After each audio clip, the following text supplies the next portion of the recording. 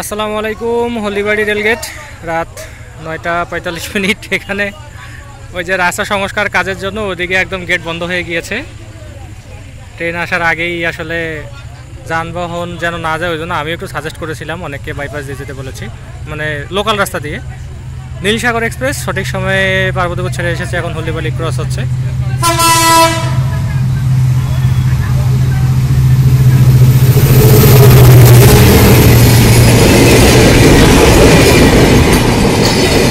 Locomotive 6621।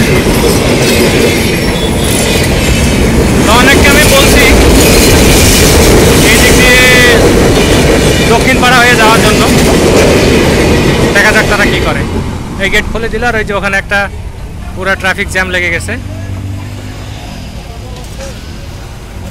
এটা কখন ছাড়বে না ছাড়বে ঠিক নাই। মূলত 2 লেনের রাস্তা একটা লেন সংস্কার করার জন্য এই সমস্যাটা হলদিবাড়িতে হয়েছে। কখন ঠিক হবে তাকে ঠিক না। ওইদিকে আমি নিষেধ করলাম না যাইতে, তারপরে এই যে দেখেন এরা আইসা আবার এই যে গেটের উপরে একটা ঝামেলা করবে। যাই হোক, এখানে এটা আসলে সহজে ঠিক হবে না এই জ্যাম। ধন্যবাদ।